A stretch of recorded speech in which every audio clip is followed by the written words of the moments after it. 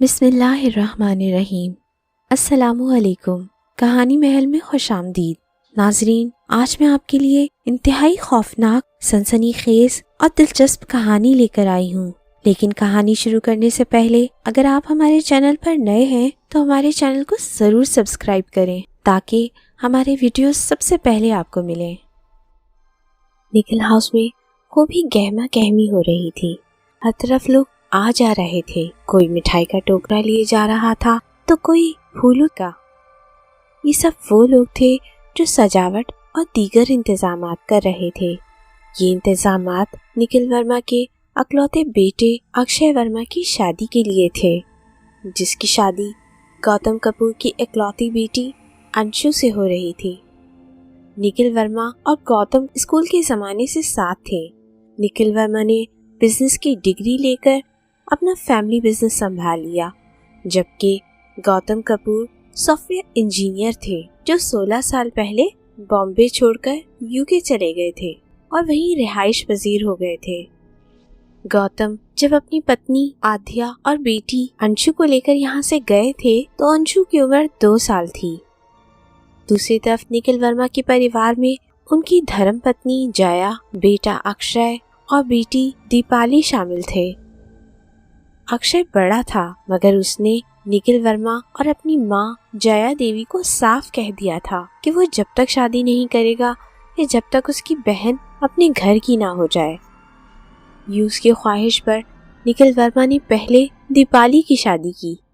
उनकी मुश्किल कुछ यूं भी जल्द आसान हो गई थी कि दीपाली की सहेली ने दीपाली का हाथ अपने भाई के लिए मांगा था। दीपाली का ससुराल शहर के बड़े घरानों में से था। उसका पति बहुत अच्छा इंसान था। यूं दीपाली का घर स्वर्ग जैसा था। अंशु और अक्षय एक दूसरे को पसंद करते थे। दोनों ने तस्वीरों में भी एक दूसरे को देखा हुआ था। लाइव चैट पर भी उनका राब्ता रहता था। निखिल वर्मा ने गौतम कपूर और उनके परिवार के ठहरने का इंतजाम अपने दूसरे बंगले में करवाया था। वैसे तो गौतम के रिश्तेदार भी थे, मगर उन्होंने अलहदा ठहरने को तरजीह दी थी। गौतम शादी से 5 रोज पहले आने वाले थे, क्योंकि बाकी कामों की जिम्मेदारी निखिल वर्मा ने ले ली थी।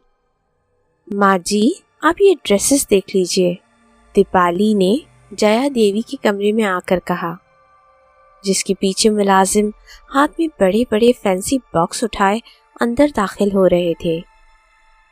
उन्होंने दीपाली की हिदायत के मुताबिक बॉक्सेस तरतीब से टेबल पर रख दिए। इन बॉक्सेस में डिजाइनर सूट्स थे। जया देवी अपने बराबर में रखे ड्राई फ्रूट्स की ट्रे से काजू उठाकर खा रही थीं। फिर उन्होंने ट्रे साइड बॉक्स पर रखी और बोली, लाओ भाई, देखिए तो तुमने क्या शॉपिंग की है। सबसे पहले मुझे ब्याह का जोड़ा दिखाओ। सबसे खास तो वही जोड़ा होता है दुल्हन का।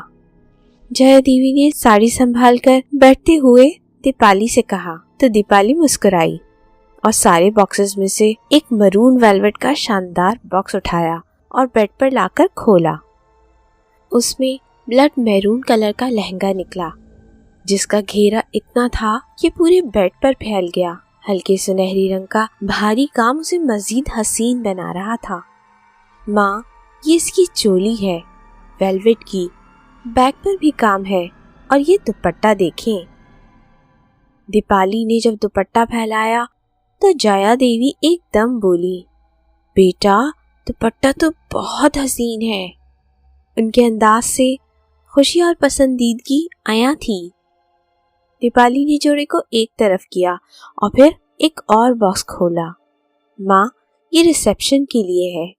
उसने बेहद हसीन सी ग्रीन कलर की साड़ी निकाली और जया देवी को दिखाई, जिस पर मुकेश का बारीक काम बना हुआ था। उसे देखकर जया देवी ने मुस्कुराते हुए भवें चढ़ाई। फिर दीपाली ने एक और बॉक्स खोला। माँ, संगीत के फंक्शन के लिए ये है। उसने गोटे के काम वाली फ्रॉक निकाली, उसके साथ चौड़े बॉर्डर वाला दुपट्टा था। दीपाली, तूने तो मेरी खुशी को दुगना कर दिया। मेरी उम्मीद से बढ़कर तूने शॉपिंग की है। जया देवी उसकी दाद दिए बगैर ना रह सकी। वाकई दीपाली ने शानदार तैयारी की थी। माँ, आप भी ना शानदार तैयारी क्यों ना करूं? आखिर मेरे अकलौते भैया की शादी है। दिल खोल कर अरमान निकालूंगी, कोई कसर नहीं छोड़ूंगी। दीपाली ने जज्बाती अंदाज में कहा। उसकी आंखों में खुशी की नमी तैर गई। दीपाली, जी माँ, उसे जवाब दिया। बेटा, मैं ये सोच रही थी कि बाकी दिनों तो ठीक है, मगर शादी में दुल्हन का पहनावा और उसका अंदाज रिवायती होना चाहिए। जया देवी ने कहा। माँ, मैं समझी नहीं, तह बनाती हुई दीपाली रुक कर बोली।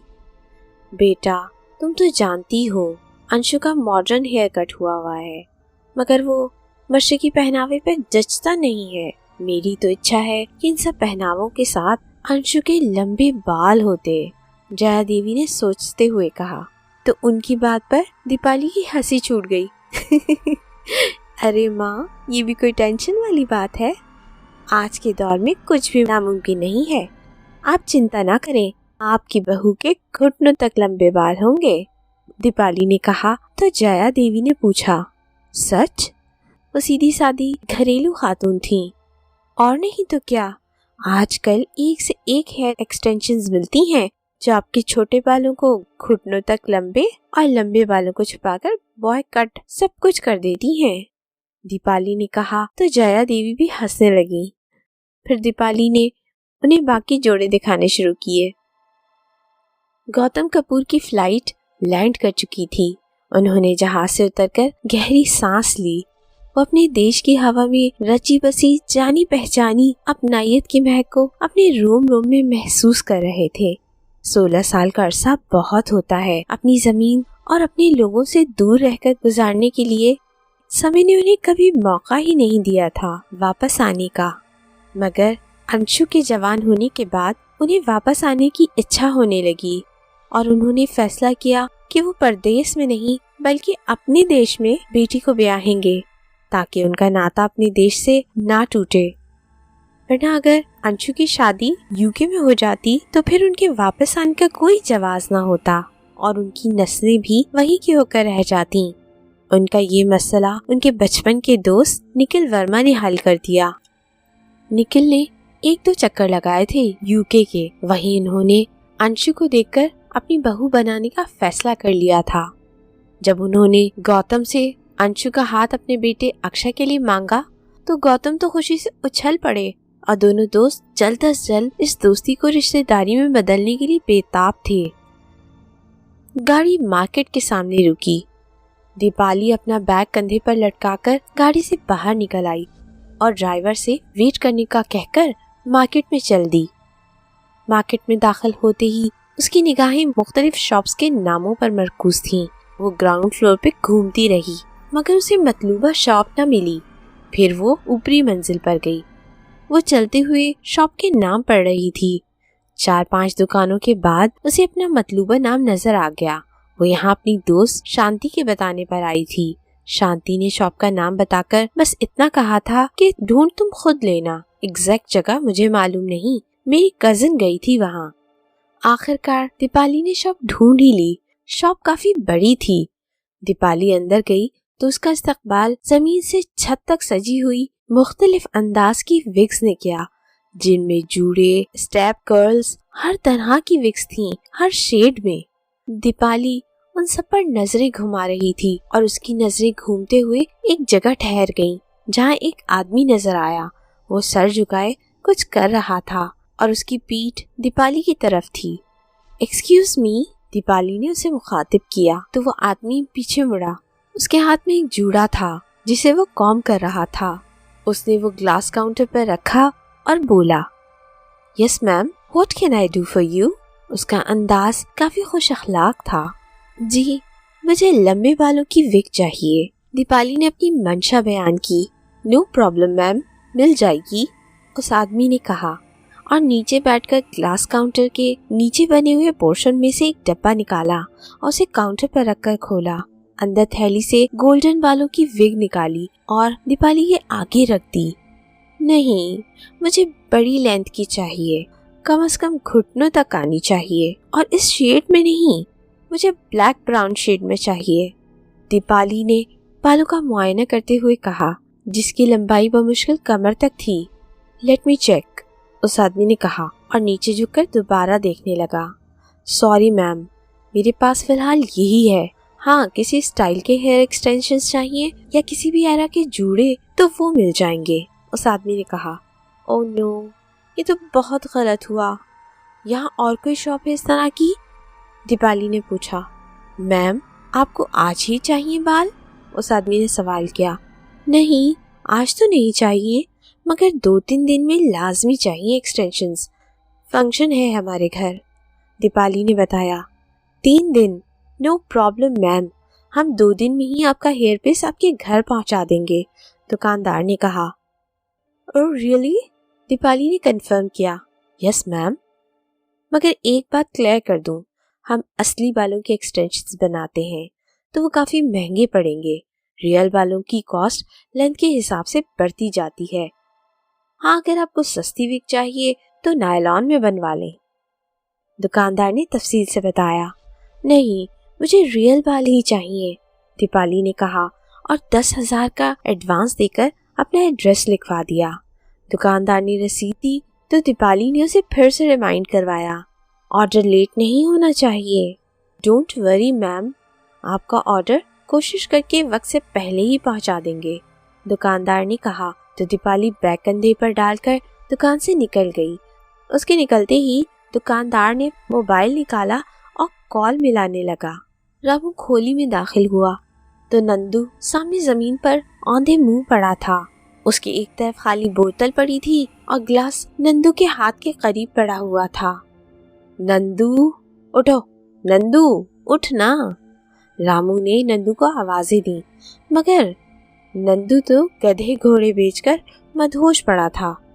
फिर रामू ने एक जोरदार लात नंदू को रसीद की।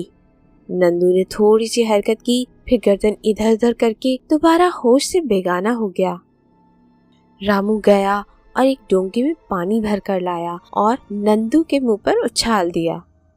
नंदू हड़बड़ाकर उठ बैठा। कौन है? वो चीखा। अबे साले, मैं हूँ, रामू बोला। नंदू ने गर्दन घुमाई और बोला, क्या रामू, सारा मजा किरकिरा कर दिया। आंखें मीचता हुआ हाथ से मुंह साफ करने लगा। अबे उठ, रोकड़ा कमाने का टाइम है, तुझे अपने मजे की पड़ी है। साले, रोकड़ा नहीं होगा तो मजे कहाँ से करेगा, रामू ने कहा। तो नंदू लड़खड़ाता हुआ उठने की कोशिश करने लगा। रामू ने नंदू का बाजू पकड़ा तो नंदू लड़खड़ाते कदमों से उठकर आगे बढ़ा। नंदू की ठोकर से नीचे पड़ी हुई बोतल लुढ़कती हुई दूर जा गिरी। नंदू डोलता हुआ खोली में बने टीन की चादर के पीछे स्नान घर में गया, जहाँ पानी से भरा हुआ ड्रम रखा था। उसने दोनों हथेलियों को मिलाकर उसमें पानी लेकर मुंह पे छपाका मारा। मर गया। अरे ओ, अरे हो, अरे ओ राम, कितना ठंडा पानी है, उसने झुर्री लेते हुए कहा। हाँ, तेरे बाप ने गीजर फिट किया हुआ है ना, जो तुझे गर्म पानी मिलेगा, रामू ने तंज किया। नंदू ने एक तरफ लटके हुए मैले कुचले पर्दे से मुंह साफ किया और दीवार पर लगी खूंटी से एक बुसीदा शर्ट उतारकर पहन ली। यार, एक बीड़ी तो दे, उसने रामू से कहा। तो रामू ने घूरते हुए जेब से बीड़ी का पैकेट निकालकर उसे एक बीड़ी दे दी। नंदू ने अपनी जेबें टटोली, मगर वो खाली थीं। रामू ने अपनी जेब से माचिस निकालकर नंदू के होठों में दबी बीड़ी को जलाया। यार रामू, पेट में चूहे दौड़ रहे हैं, नंदू ने कहा। चल पहले कुछ पेट पूजा करते हैं, फिर धंधे की बात करेंगे, रामू ने कहा और नंदू के गले में हाथ डालकर खोली से बाहर ले आया। दोनों बस्ती में बने एक ढाबे पर जाकर बैठ गए। रामू, यहाँ तो कड़की है, नंदू ने बेंच पर पैर ऊपर करते हुए कहा। अभी मुझे पता है। फिर रामू ने दाल चावल मंगवाए तो नंदू अपनी थाली पर टूट पड़ा। चंद ही मिनटों में खाली थाली मुंह चढ़ा रही थी और नंदू अपनी उंगलियां चाट रहा था। रामू ने 2 चाय भी मंगवाई और बोला, आज 2 ऑर्डर हैं। नंदू ने इसकी बात सुनकर हाँ में सर हिला दिया। एकदम रामू की जेब में रखा हुआ मोबाइल बजा। रामू ने जेब से मोबाइल निकाला तो स्क्रीन पर आनंद बाबू कॉलिंग लिखा हुआ था। रामू ने कॉल रिसीव की। नमस्ते सर, आप उनको कैसे याद किया? आनंद बाबू कभी कभी ही रामू को कॉल करता था, वो भी सिर्फ उस सूरत में जब उसे जरूरत होती, वरना उसका काम तो बहुत बड़े पैमाने पर था। रामू फौरन मेरे पास आ। आनंद बाबू ने सिर्फ इतना कहा और फोन बंद कर दिया। चल उठ नंदू, एक और काम हाथ लगा है, रामू ने चप्पल पैर में डालते हुए कहा तो नंदू भी उठ खड़ा हुआ। सर जी, आज डिलीवरी कैसे हो सकती है? रामू ने आनंद बाबू से कहा। रामू, डिलीवरी में देर नहीं कर सकता, मैंने एडवांस लिया हुआ है ऑर्डर का। आनंद बाबू ने रामू से कहा। मगर सर जी, आप खुद सोचो, अभी तो माल ढूंढना पड़ेगा, उसमें कितना समय लग जाए, तो आज डिलीवरी तो नामुमकिन है। रामू ने कहा। मुझे नहीं पता रामू, मगर तुझे आज ही ये काम करना है, मुंह मांगी रकम दूंगा। आनंद बाबू बोले। 5,000। रामू ने कहा। ठीक है। आनंद बोला। सर, आज की कोशिश करूंगा, वरना कल पक्का माल पहुंच जाएगा। रामू ने कहा तो आनंद सोचने लगा, फिर बोला ठीक है, और जेब से 2,000 रुपए निकालकर रामू को दिए। ये एडवांस है, बाकी के 3,000 माल मिलने के बाद। रामू पैसे लेकर खड़ा हो गया। बाहर नंदू उसका इंतजार कर रहा था। उसे 1,000 रुपए नंदू को दिए और 1,000 खुद रख लिए। यार रामू, पहले के भी तो 2 ऑर्डर पहुंचाने हैं जो तू ढाबे पर बता रहा था। नंदू बोला। अबे उनकी जल्दी नहीं है, वो तो माल घर पर पड़ा है, सिर्फ पहुंचाना है, रामू ने कहा और सोचने लगा। अबे तू क्या सोच रहा है? नंदू ने पूछा। यही कि आनंद सर के माल की डिलीवरी आज ही करनी है और अभी तक माल का कुछ अता पता भी नहीं, उसे ढूंढना पड़ेगा। और नंदू को रामू ने तफसील बताना शुरू कर दी। अभी वो दोनों बातें ही कर रहे थे कि उनके कानों में शोर की आवाज सुनाई दी। दोनों आवाज की तरफ मुड़कर देखने लगे। वहां काफी लोग सड़क से नीचे कच्चे की तरफ भाग रहे थे और साथ ही चीख भी रहे थे, पकड़ो पकड़ो पकड़ो, जाने न पाए बच के। वो दोनों दौड़कर उसकी तरफ गए। नंदू ने एक लड़के से पूछा, क्या हुआ, क्या कोई चोर है? नहीं भैया, लोगों ने एक डायन को रंगे हाथों पकड़ लिया है, बच्चा चुराते हुए। इलाके के 10 बच्चे मिले बगैर कलेजे के, आज तो इसे जलाकर भस्म कर देंगे, उसने कहा और आगे बढ़ गया। रामू ने नंदू को इशारा किया और दोनों वहीं रुक गए। चलना रामू, देखते हैं चल के, नंदू बोला। छोड़, अपन क्यों अपना मूड खराब करें, होगी कोई बेचारी गरीब, बड़े लोग अपना काम निकाल कर उनसे अपनी जान छुड़ाने के लिए डायन बनाकर किस्सा तमाम करवा देते, रामू ने कहा। उसका कहना एक हद तक सही था, क्योंकि वो बड़े बड़े ठाकुरों और उनकी पिस्तौलों के कारनामों से आगाह था। चल, राम का नाम लेकर धंधे के लिए माल ढूंढते, नंदू बोला तो रामू उसके गले में हाथ डालकर चल पड़ा। दीपाली ने अगले दिन दुकान पर कॉल करके अपने ऑर्डर के बारे में पूछा तो दुकानदार ने बताया कि अभी ऑर्डर तैयार नहीं है, जैसे ही तैयार होगा फौरन डिलीवरी हो जाएगी, आप चिंता ना करें, मुझे ऑर्डर वक्त पर चाहिए, याद रखिएगा, दीपाली ने कहा और फोन रख दिया। फिर वो ज्वेलर को कॉल मिलाने लगी। जया देवी ने अपना सतलड़ा हार पॉलिश कराने को दिया था और आज दीपाली ने उसे लेना था, इसलिए वो जाने के लिए कंफर्म कर रही थी। टीन की चादर से बने क्वार्टर को नंदू ने बजाया। अंदर से औरत की करख्त आवाज आई, आजा, खुला हुआ है। दोनों अंदर चले गए। औरत ने कहा, आजा रामू, तू बड़े दिन बाद आया है। हाँ, तुझे पता तो है धंधे के लिए कितने हाथ पांव मारने पड़ते हैं, रामू बोला। क्या करे, सारा खेल ही धन का है, औरत बोली। फिर उसने पलंग के नीचे से एक बड़ा सा थैला निकाला और रामू और नंदू के आगे कर दिया। कितना माल है, नंदू ने पूछा। 10 हैं पूरे, औरत बोली। बड़े हैं? रामू बोला। नहीं, छोटे हैं, औरत बोली। तो रामू मायूस हो गया। क्या मुझे एक खास माल मिल सकता है? बड़ा, बहुत बड़ा, रामू ने हाथ से बताया। तो औरत ने सफाई से नामे गर्दन हिला दी। आज तो क्या, अगले 2-3 हफ्ते तक भूल जा। वो क्यों? मुस्लिमों ने सरकार से शिकायत कर दी है। आजकल बहुत सख्ती है कब्रिस्तान में, सिपाही खड़े रहते हैं, औरत ने बताया। तो ये कहाँ से आए? नंदू ने थैले की जानिब इशारा करते हुए पूछा। ये तो गरीब घरानों की लौंडियों ने दिए हैं, जिन्हें रोटी के लाले पड़े थे, औरत ने सफाकी से हथेली पर तंबाकू को मसलते हुए कहा। वहाँ से नहीं मिल सकते? रामू ने उम्मीद से कहा। मैं पहले ही वहाँ से सब समेट लाई हूँ। खेती उगने में समय लगता है, जादू नहीं है कि छू मंतर किया और मिल जाए। औरत को गुस्सा आ गया। रामू ने रुपए गिनकर उस औरत के हाथ पर रख दिए और वहाँ से उठ गया। अब उसे चिंता हो रही थी।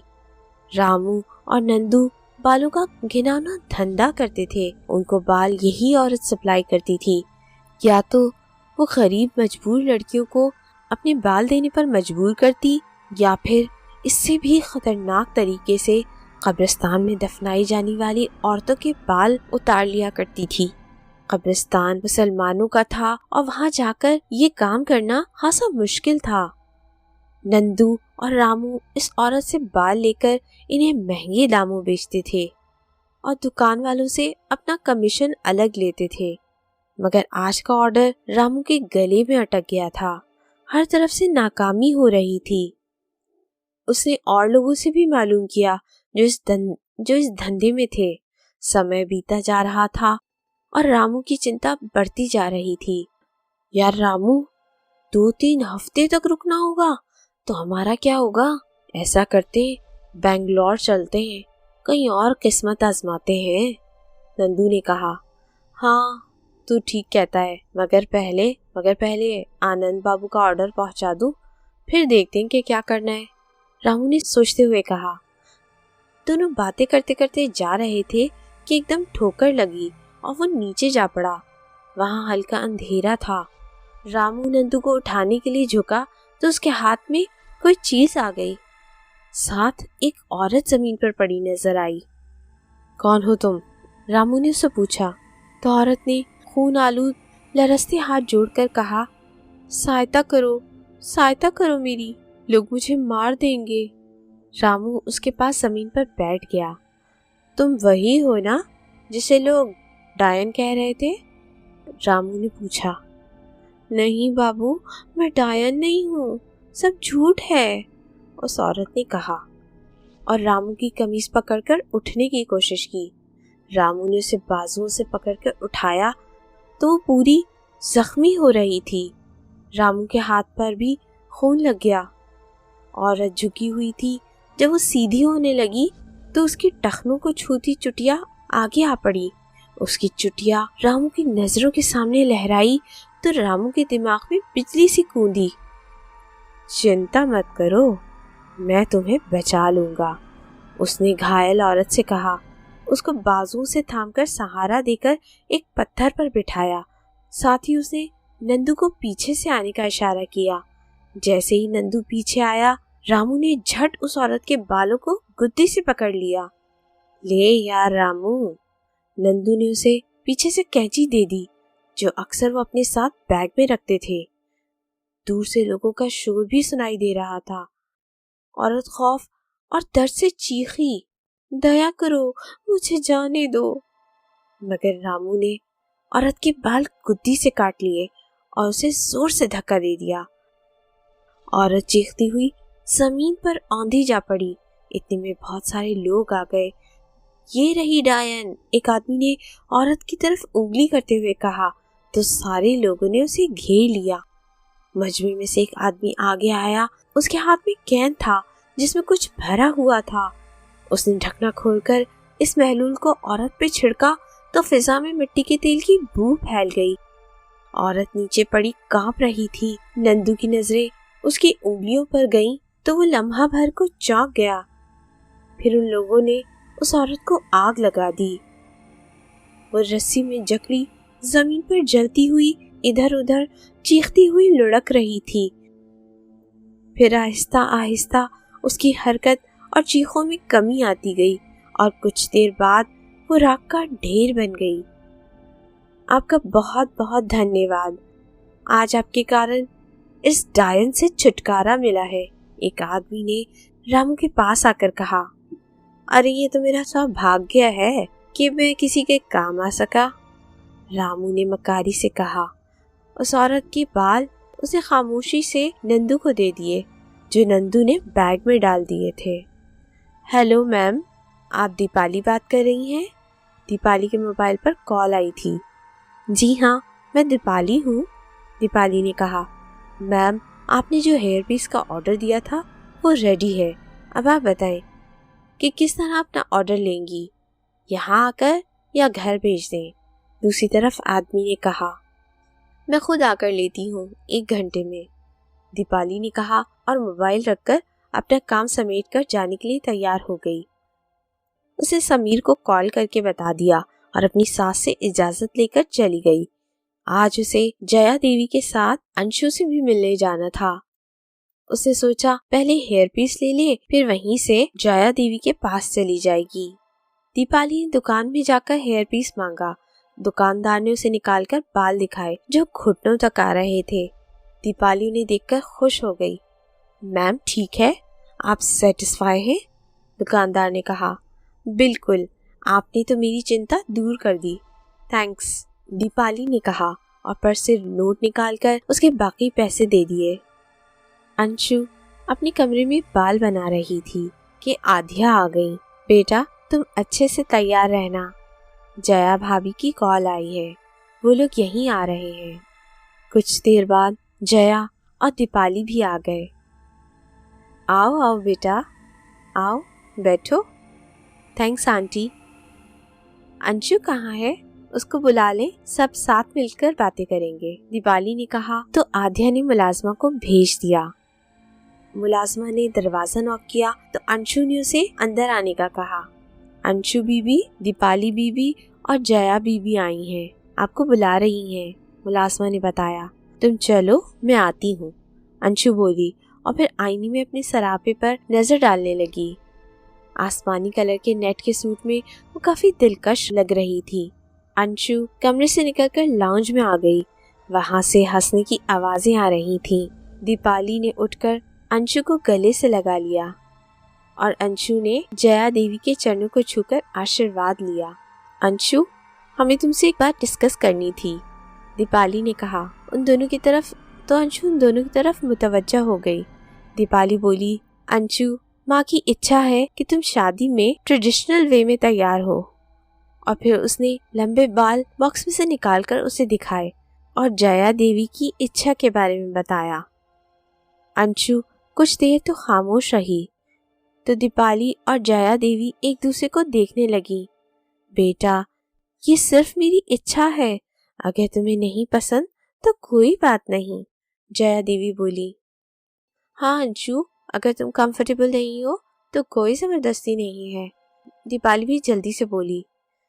अंशु ने दीपाली की तरफ देखा और बोली, you know Deepali and aunty, I love long hair, मगर क्या करूं, यूके जैसी जगह पर बड़े बाल कैरी करना इट्स नॉट इजी।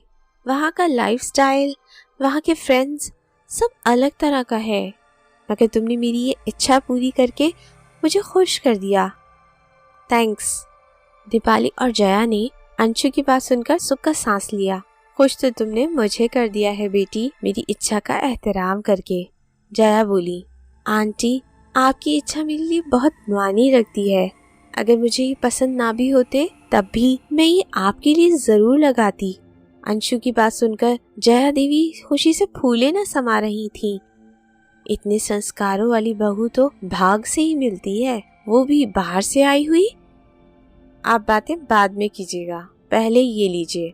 मुलाजमा आध्या बेगम के साथ चाय की ट्रॉली लेकर आई, जो चाय के साथ दीगर लवाजमात से सजी हुई थी।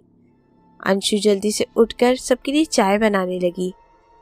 अंशु, माँ की चाय में नो शुगर, दीपाली ने कहा।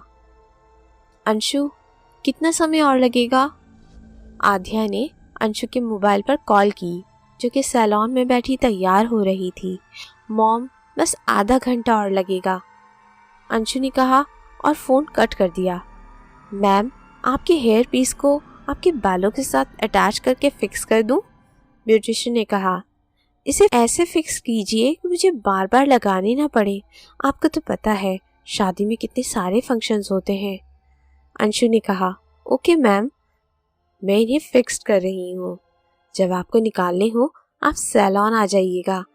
इस अटैचमेंट का ड्यूरेशन 3 वीक्स है, ब्यूटिशियन ने बताया। और फिर बालों को अंशु के सर के बालों से अटैच कर दिया। अंशु ने तैयार होकर अपना जायजा लिया। बाल बिल्कुल रियल लग रहे थे। दैट्स ग्रेट, अंशु ने ब्यूटिशियन की तारीफ की और घर जाने के लिए गाड़ी में बैठ गई। संगीत शुरू हो चुका था। सब लोग एंजॉय कर रहे थे। फिजा में कहकहों और गुफ्तगू की आवाजें सुनाई दे रही थी। लड़के और लड़कियां खूब एंजॉय कर रहे थे। अंशु को स्टेज पर लाकर बिठा दिया गया और रस्में शुरू हो गई। अंशु को अपने सर के पिछले हिस्से में सनसनाहट सी महसूस हुई, मगर उसने ज्यादा ध्यान न दिया। फिर गाने का दौर चल पड़ा।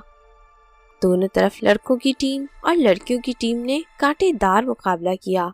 कोई हार मानने को तैयार ही ना था। फिर बड़ों ने आकर खाने का कहकर मुकाबला खत्म करवाया, वरना इसी में पूरी रात बीत जाती। मेहमान खाने में मसरूफ हो गए। स्टेज पर बैठी अंशु के सर में हल्का हल्का दर्द होने लगा। उसने दीपाली को इशारे से बुलाया। फिर उसने दीपाली के कान में कहा तो वो फिक्रमंद होके बोली, मैं पहले तुम्हारे लिए खाना लाती हूँ, फिर पेन किलर दूंगी। अंशु ने इकरार में गर्दन हिला दी। दीपाली प्लेट में खाना लेकर आई और उसे खिलाने लगी। अंशु ने थोड़ा ही खाना खाया, फिर दीपाली ने उसे पेन किलर दे दी। बराबर में बैठे अक्षय ने मौका देखकर अंशु की तारीफ करने में देर न लगाई। अंशु चूड़ीदार फ्रॉक में बहुत सुंदर लग रही थी। सबने उसे इस तरह के पहनावे में आज पहली बार देखा था। उसके लगाए लंबे बाल चुटिया की शक्ल में आगे एक तरफ पड़े थे, जिन पर मोतिये की कलियां लगी हुई थीं। दर्द तो वक्ती तौर पर कम हो गया, मगर अंशु अपने आप को लेजी फील कर रही थी। तकरीब आधी रात को खत्म हुई तो अक्षय और उसके घर वाले वापस चले गए। अंशु अपने कमरे में आकर धम से बेड पर लेट गई। उसकी कपड़े चेंज करने की भी हिम्मत नहीं हो रही थी। आध्या जी उसे देखने आई तो अंशु ऐसी ही लेटी हुई थी। बेटा, चेंज नहीं किया? उन्होंने सर पे हाथ फेरते हुए कहा। मॉम, हिम्मत नहीं हो रही, थक गई हूँ बहुत, उसने कहा तो आध्या जी उसके गहने उतारने लगी और फिर उसके कपड़ों की अलमारी से कपड़े निकालकर बेड पर रख दिए और चेंज करने का कहकर चली गई। अंशु ने बड़ी मुश्किल से हिम्मत जमा करके कपड़े चेंज किए। अगर वो भारी कामदार कपड़े ना होते तो वो उन्हीं में सो जाती। कपड़े चेंज करके वो बिस्तर पर गई। उसका सर बेइंतहा भारी हो रहा था। सुबह नाश्ते की मेज पर आध्या जी और गौतम बातें कर रहे थे। अंशु बोझल अंदाज में चलती हुई आई और कुर्सी पर टेक लगाकर बैठ गई। थकन उतरी नहीं बेटा? आध्या जी ने उससे पूछा। नो मॉम, अंशु ने आंखें बंद किए हुए जवाब दिया। बेटा, ये यूके नहीं है कि एक साइन करने से शादी हो जाए। ये इंडिया है। कदम कदम पर रस्में होंगी जिनसे तुम अपना दामन ना बचा सकोगी। अब यूके की फास्ट लाइफ और शॉर्ट अंदाज को भूलकर यहाँ की आदत डालो, गौतम ने हंसते हुए कहा। तो अंशु भी मुस्कुरा दी। लो बेटा, आलू का पराठा खाओ, अच्छी तरह नाश्ता करो, आध्या ने अंशु की तरफ प्लेट बढ़ाते हुए कहा। अंशु ने सही से बैठते हुए अपनी प्लेट ली और पराठे के निवाले तोड़कर मुंह में रखकर चबाने लगी।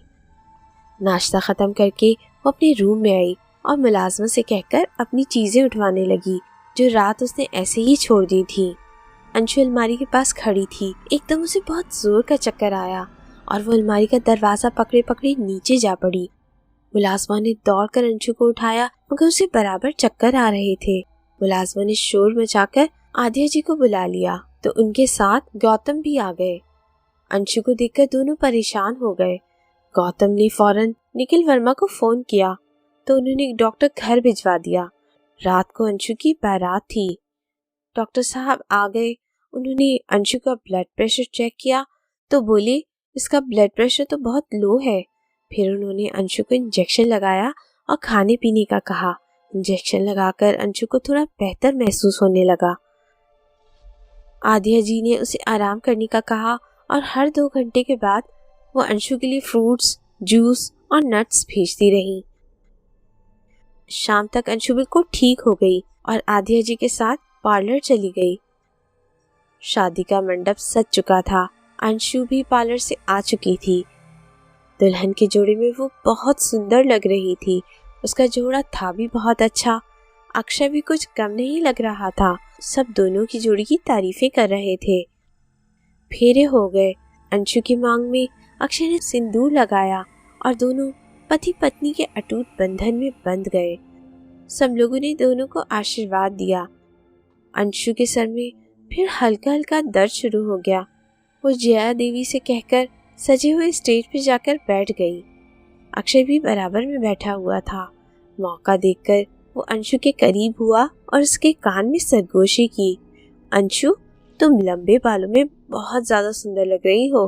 तो अंशु ने शर्मा कर कहा, आपको लंबे बाल पसंद हैं तो मैं अपने बाल बढ़ा लूंगी। जब रस्में खत्म होने लगी तो विदाई का समय आ गया। अंशु रोते हुए अपने माता पिता के गले लग गई। गौतम कपूर ने उसको रोते हुए गाड़ी में बिठा दिया। गाड़ी तक आते आते अंशु को चक्कर आ रहे थे, मगर गाड़ी का गेट थामे अंदर बैठ गई। उस वक्त उसे माता पिता से दूर होने का गम था। अक्षय उसके बराबर में आके बैठ गया। गाड़ी चली तो अंशु ने सीट से टेक लगाकर आंखें बंद कर ली। उसकी आंखों से आंसू जारी थे। रो मत अंशु, अक्षय ने उसका हाथ अपने हाथों में थामते हुए कहा। गाड़ी सफर मुकम्मल करके वर्मा हाउस के आगे आके रुक गई। अंशु, घर आ गया, अक्षय ने कहा तो उसे आंखें खोल दी। जया देवी और दीपाली उन दोनों से पहले ही घर के लिए निकल गए थे ताकि दुल्हन का स्वागत कर सकें। जब अंशु गाड़ी से नीचे उतरी तो एकदम लहरा गई। जया देवी, दीपाली और बाकी लोग उसके स्वागत के लिए खड़े थे। अंशु ने एक कदम बढ़ाया तो दोबारा लहरा गई। अक्षय ने जल्दी से बढ़कर उसे थाम लिया। लो भाई, अक्षय भैया तो गए काम से, उनकी ड्यूटी तो भाभी ने अभी से लगा दी। दीपाली की बात पर बेख्तियार अंशु की हंसी छूट गई। अरे भाई दीपाली, हमारी अंशु भाभी इतनी नाजुक सी हैं और लहंगा तुमने 10 किलो के काम वाला ले लिया है। भाई ये तो जुल्म है। दीपाली के पति समीर ने उन्हें छेड़ा। समीर, चिंता की कोई बात नहीं है, भाभी ने ड्यूटी लगा तो दी है भैया की, वो उठाकर ले जाएंगे। दीपाली बोली तो सब जोर से हंसने लगे। तुम दोनों से तो मैं बाद में निपटूंगा, अक्षय ने मुस्कुराते हुए कहा।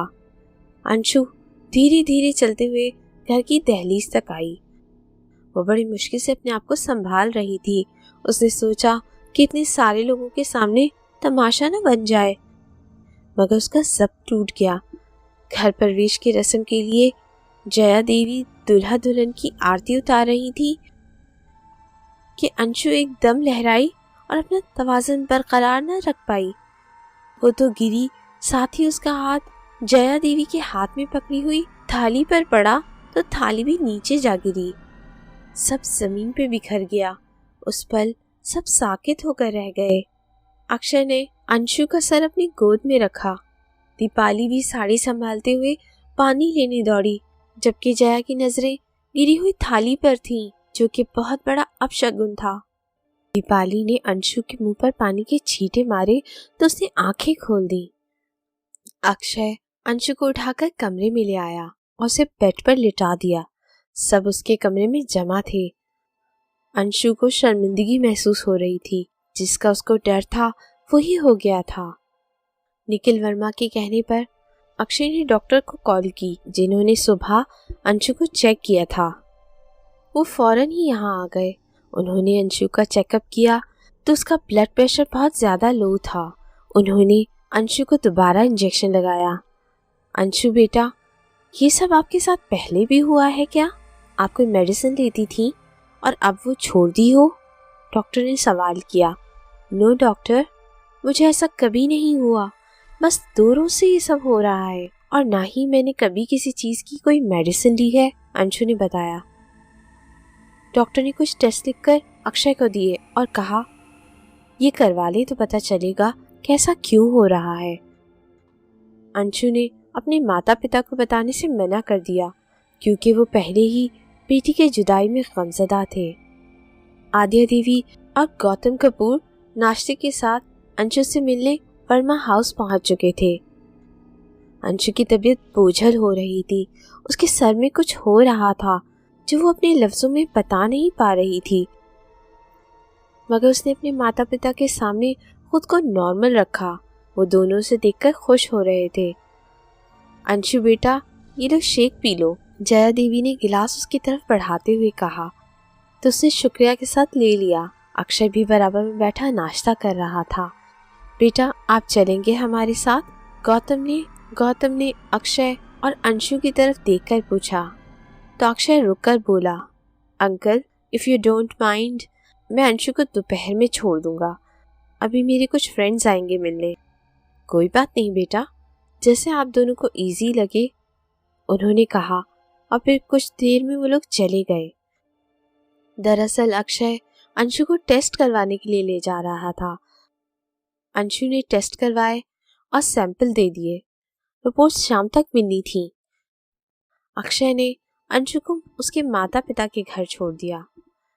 शाम को उसने अंशु की रिपोर्ट्स लैब से कलेक्ट की और सीधे डॉक्टर के पास पहुंच गया। डॉक्टर ने तमाम रिपोर्ट्स देखकर अक्षय से कहा कि अक्षय, चिंता की कोई बात नहीं है, तमाम रिपोर्ट्स क्लियर हैं, बस अंशु में खून की कमी है। मैं दवा लिख रहा हूँ, तुम शुरू करवा दो, अंशु बिल्कुल ठीक हो जाएगी। डॉक्टर की बात सुनकर अक्षय की चिंता खत्म हो गई। अक्षय वहां से सीधा अंशु के घर गया। वो डिनर करके घर आ गए। सब अंशु की रिपोर्ट्स देखकर मुतमईन हो गए। अंशु ने अपने रिसेप्शन डिनर की तारीख थोड़ी आगे करवा दी। उसका कहना था कि वो दवा खाकर थोड़ी फिट हो जाए तो फिर वो भी एंजॉय कर सकेगी। शादी के 5 रोज बाद उसका डिनर था जब आगे बढ़ गया था। 3 रोज गुजरने के बाद अंशु ने बिस्तर से उठने की कोशिश की तो उसे उठा ना गया। अक्षय ने अंशु को उठाकर बेड से टेक लगाकर बिठा दिया। वो अंशु को देखकर चौंक गया। उसका रंग हल्दी की मानिंद पीला हो रहा था। आंखों के गिर्द स्याह हल्के भी हो रहे थे। अंशु बराबर अपनी मेडिसिन ले रही थी, मगर फिर भी उसकी यह हालत होना सब कुछ चिंता में डाल रहा था। डॉक्टर की हिदायत पर अंशु को ब्लड चढ़ाया गया, जिससे अंशु नॉर्मल होने लगी। अब वो देखने में भी सही लग रही थी। चेहरे पर सुर्खी भी आ गई थी। 2 दिन बाद रिसेप्शन डिनर था, जो पहले आगे बढ़ा दिया गया था। हर कोई इसकी तैयारियां कर रहा था। अंशु खुद भी बहुत एक्साइटेड थी क्योंकि वो पहली बार साड़ी पहनने वाली थी। उस रोज अंशु बहुत सुंदर लग रही थी। सी ग्रीन कलर की साड़ी पर मुकेश का बारीक काम बना हुआ था। उसने लंबे बालों को खोल रखा था। उसने तैयार होकर आईने में अपना जायजा लिया। आईना देखते देखते वो रुक गई। जब ब्यूटिशियन ने उसके बाल लगाए थे वो घुटनों को छू रहे थे, मगर अब बाल घुटनों से तकरीबन 2 इंच नीचे थे। फिर उसने सोचा कि शायद इतने दिन गुजरने पर वो लूज होकर नीचे आ गए हैं। फिर वो तैयार होकर सबके साथ आ गई। डिनर बहुत शानदार और बड़े पैमाने पर था। सब लोग अंशु को फ्रेश देखकर खुश हो रहे थे। खिलती हुई रंगत, दमकता चेहरा और अंशु की मुस्कुराहट। आद्या और गौतम भगवान का शुक्र अदा कर रहे थे। बाद में अक्षय ने उन्हें अंशु की खून की कमी का बता दिया था।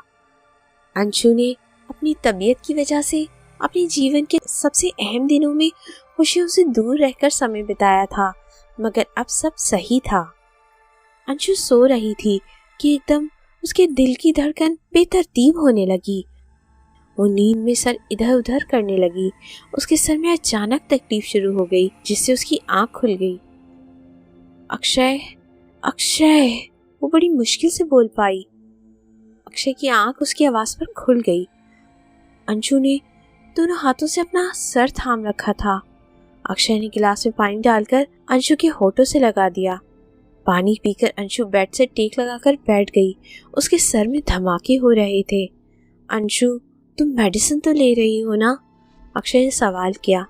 जी अक्षय, मैं बराबर दवा ले रही हूँ, अंशु ने सर पकड़ते हुए कहा। तुम ये पेन किलर ले लो, शायद सर के दर्द में कमी हो जाए, अक्षय ने उसे गोली देते हुए कहा। उस वक्त रात के 3:30 बज रहे थे। यू नो अंशु, मैं सोच रहा हूँ कि तुम्हें थोड़े समय के लिए यूके ले चलूं। जब से तुम यहाँ आई हो बीमार पड़ गई हो, अक्षय बोला तो अंशु सर हिलाकर रह गई। उसे चैन नहीं आ रहा था। अंशु के हाथ छलनी हो गए थे। कौन सा ऐसा टेस्ट था जो उसने ना करवाया हो? बड़े से बड़े डॉक्टर्स ने उसे देखा, मगर सिवाय खून की कमी के कुछ ना था। मगर इस अरसे में अंशु को काफी खून चढ़ चुका था, मगर खून की कमी थी कि पूरी ही ना हो पा रही थी। अंशु का बॉडी फंक्शन बिल्कुल ठीक काम कर रहा था। उसके जिस्म में नया खून भी बन रहा था। तो फिर आखिर ऐसा क्यों हो रहा था? इसका जवाब किसी भी डॉक्टर के पास ना था। चंद दिन बाद अंशु की तबीयत बहुत बिगड़ गई। उसको हॉस्पिटल में एडमिट कर लिया गया। उसके ब्लड की परसेंटेज मरने की हद तक नीचे आ गई थी। उसे फौरन ब्लड चढ़ाया गया। आध्या और गौतम सख्ती की हालत में थे। फिर उन सब ने फौरन अब्रॉड जाने का फैसला कर लिया। अंशु और अक्षय के साथ वो चारों भी जा रहे थे। उन सबके टिकट्स कंफर्म हो गए थे। अंशु लेटी हुई थी। उसे देखकर अक्षय का खौफ आ रहा था। वो बिल्कुल ढांचा बन गई थी। सफेद होंठ, आंखों के गिर्द हल्के पीली रंगत। उसका एक हाथ हर वक्त सर के पीछे के हिस्से पे रखा होता। अंशु को हर लम्हे सर में जलजिले से महसूस होते। उसके सर से पैर तक के टेस्ट हो चुके थे, मगर रिपोर्ट्स में कुछ नहीं आता था। अक्षय अंशु के पास आया और उसका हाथ अपने हाथों में लेकर बोला, चुप क्यों हो जान? देखना, यूके की आबो हवा में तुम अच्छी हो जाओगी। वहाँ तुम्हारे फ्रेंड्स भी हैं, तुम सबसे मिलोगी तो अच्छा लगेगा। अक्षय, मैं ठीक तो हो जाऊंगी ना? अंशु ने बेचारगी से कहा। उसके अंदाज में जाने क्या था कि अक्षय का दिल रो पड़ा और उसे अंशु पर तरस आ गया। ऑफ कोर्स डार्लिंग, तुम बिल्कुल ठीक हो जाओगी। वहाँ एक से एक बढ़कर डॉक्टर्स हैं। यहाँ किसी को समझ नहीं आ रहा। तुम देखना, वहाँ जाकर तुम पहले की तरह हो जाओगी। अक्षय ने उसका हाथ थामते हुए कहा। उसकी निगाहें नीची थीं, क्योंकि वो नहीं चाहता था कि अंशु उसकी आंखों की नमी देखकर हिम्मत हार जाए। उस वक्त उसे अक्षय की ज़रूरत थी। भगवान करे तुम जो कह रहे हो वैसे ही हो, मगर अक्षय, मेरे सर में कुछ हो रहा है जो कि इन डॉक्टर्स को नजर नहीं आ रहा। मेरी बात का यकीन है ना तुम्हें? अंशु बोली। अंशु माय स्वीट हार्ट, मुझे तुम्हारी हर लफ्ज पर यकीन है। अब हम बाहर जा रहे हैं ना, वहां जाकर डॉक्टर से डिस्कस कर लेंगे, ओके? अक्षय ने उसे तसल्ली देते हुए कहा। अक्षय, मेरे कारण तुम्हारे जीवन से खुशियां चली गई हैं। इससे तो बेहतर था कि तुम किसी और से शादी कर लेते, अंशु ने रोते हुए कहा। शट अप अंशु, मैंने तुमसे शादी खुद की है। तुमसे बेहतर मेरी जीवन साथी और कोई हो ही नहीं सकती, समझी तुम? अक्षय ने उसकी तरफ देखते हुए जज्बाती अंदाज में कहा। अक्षय, अगर मेरी मृत्यु हो जाए तो तुम प्लीज मॉम डैड का ख्याल रखना। अंशु के इस जुमले से अक्षय को गुस्सा आ गया। शट अप अंशु, बंद करो अपनी ये फजूल बातें और मेरा दिमाग खराब मत करो। मैं पहले ही बहुत परेशान हूँ तुम्हारी तबीयत को लेकर। Okay Baba, I am sorry. अब नहीं करूँगी ऐसी बातें और ना ही कभी तुम्हें तंग करूँगी, अंशु ने कहा और लंबी सांस लेकर आंखें मूंद ली। अंशु, उठ जाओ। तुम भी क्या याद करोगी? तुम्हारे पतिदेव अपने हाथ से नाश्ता बनाकर लाए हैं, अक्षय ट्रॉली लेकर कमरे में दाखिल होकर बोला। मगर अंशु ने आंखें न खोली। उठ जाओ अंशु, 10 बज रहे हैं। भूल गई क्या? आज के टिकट्स हैं जाने के, 2-3 चीजें अब भी पैक करने की हैं। तुम जल्दी से नाश्ता कर लो, मैं वो निपटा दूं। अक्षय ने बेड पर बैठते हुए कहा, मगर अंशु सोती रही। यार, तुम्हारी दवाओं में भी तो नींद होती है, मगर आज तो तुम्हें जाना है, इसलिए अब उठो। अक्षय ने हाथ बढ़ाकर अंशु का हाथ थामा। अंशु का हाथ बर्फ की मानिंद यख हो रहा था। अक्षय चौंक गया। अक्षय ने अंशु, उसने आवाज दी, मगर अंशु बेसुध पड़ी थी। अक्षय ने अपना सर अंशु के सीने पर रखकर उसकी धड़कन सुनी, मगर वहां भी बिल्कुल सन्नाटा था। अंशु! वो इतनी जोर से चीखा कि आवाज आकाश तक पहुंच जाए। उसकी आवाज सुनकर उसके माता पिता दौड़ते हुए आ गए। क्या हुआ अक्षय? निखिल वर्मा बोले। अंशु! उसने सिर्फ इतना कहा कि जया देवी ने आगे बढ़कर अंशु को आवाज दी, फिर उसे झंझोड़ा, मगर वो होती तो रिस्पॉन्स देती ना। निखिल वर्मा ने फौरन डॉक्टर को कॉल की। वो फौरन ही पहुंच गए। उन्होंने अंशु की नब्ज चेक की, आंखों को देखा और अफसोस से सर झुका दिया। निखिल, अंशु बेटा अब हम में नहीं रही। मगर कैसे डॉक्टर? रात तो हमारी तफसील से बात हुई है, अंशु बिल्कुल ठीक बात कर रही थी। अक्षय ने रोते हुए कहा, बेटा अंशु को गुजरे हुए कई घंटे गुजर चुके हैं, बल्कि मेरा ख्याल है कि तुम्हारी बातचीत के कुछ समय बाद ही। डॉक्टर ने जुमला अधूरा छोड़ दिया। निखिल वर्मा ने रूपाली और समीर को कॉल की।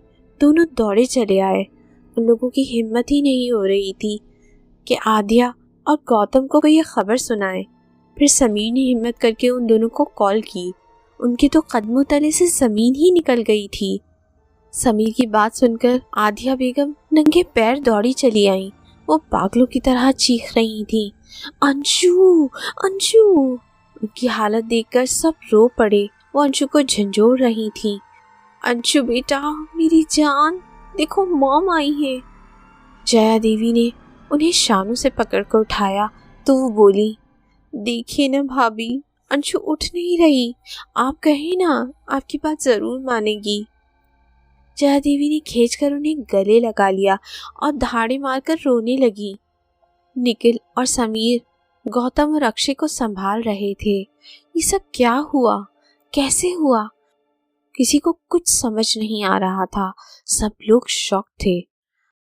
अंशु की अर्थी तैयार की जा रही थी। अंशु को अभी भी सुहागन की तरह सजना था, मगर अपने अंतिम सफर पे जाने के लिए। दीपाली कमरे में आई। उसे अंशु को स्नान करवाना था। उसने अंशु का सर अपने हाथों में थामा हुआ था।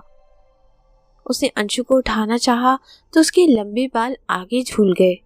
ओह, ये तो निकाले ही नहीं।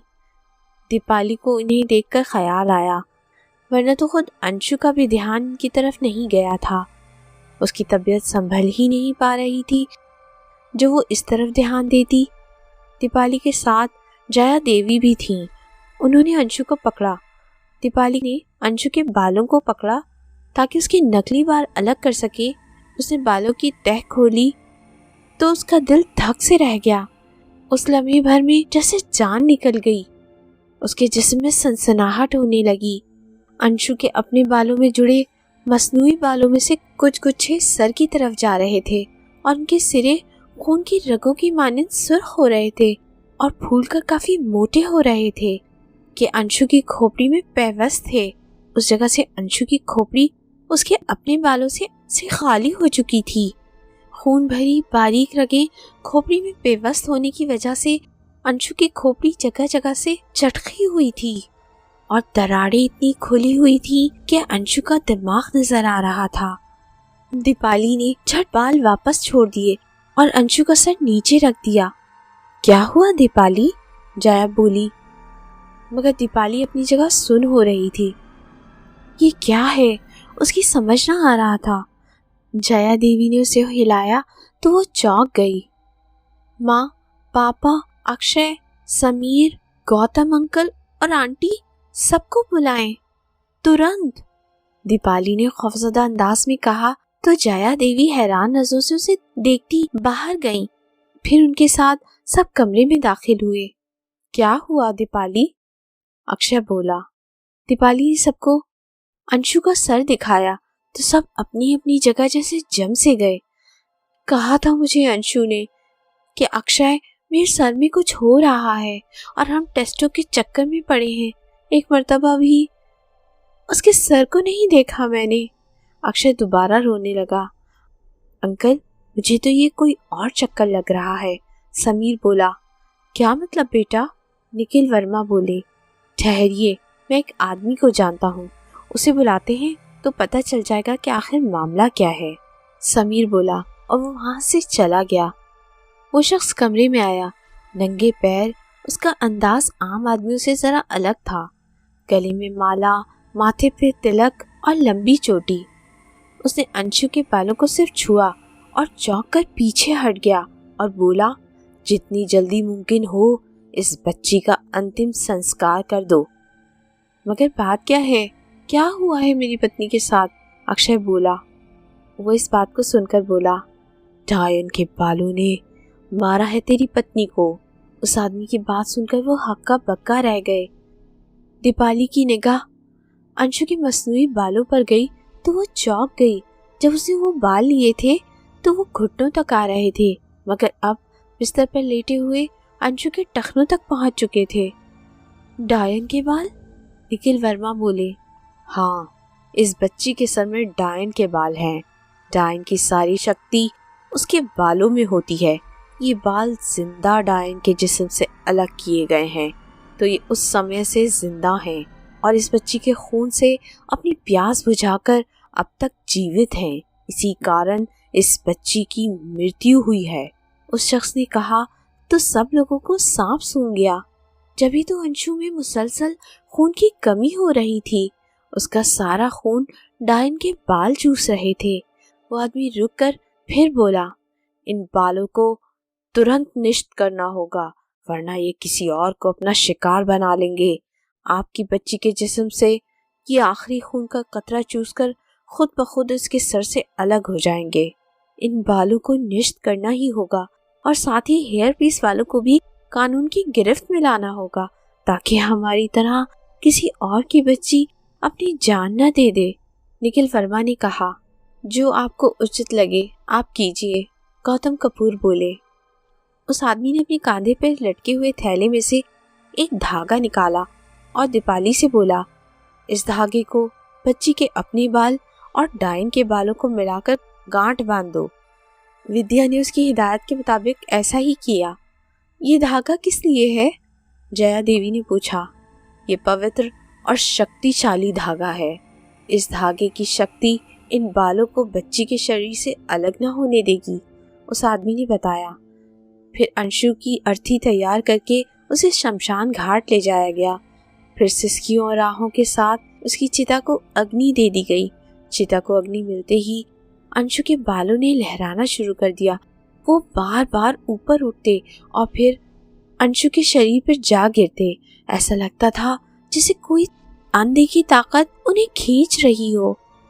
चिता जलना शुरू हुई। सबने अपनी नाक को हाथ से पकड़ लिया।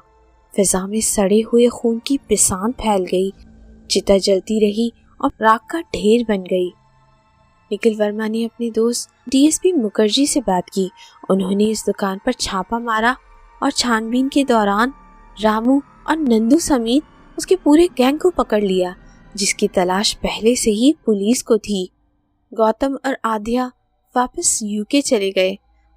आए तो वो यहाँ दोबारा बसने थे, मगर यहाँ रहकर वो अंशु को याद करके तकलीफ में रहते। अक्षय भी कुछ दिनों के लिए उनके साथ चला गया, जबकि निखिल वर्मा, जया और दीपाली गुजरे दिनों की अच्छी यादों के सहारे अंशु से बिछड़ने के गम को दूर करने की कोशिश कर रहे थे। जी तो नाज़रीन, कैसी लगी आपको आज की कहानी? अपनी राय हमें कमेंट सेक्शन में ज़रूर बताइए। आपके या किसी के साथ ऐसा कोई वाकया पेश आया हो या कोई हादसा हुआ हो तो हमसे ज़रूर शेयर करें। कमेंट बॉक्स में अपनी कहानी लिखें। हो सकता है इस चैनल पर अगली कहानी आप ही की हो। हम आपके कमेंट्स का बेसब्री से इंतज़ार करेंगे।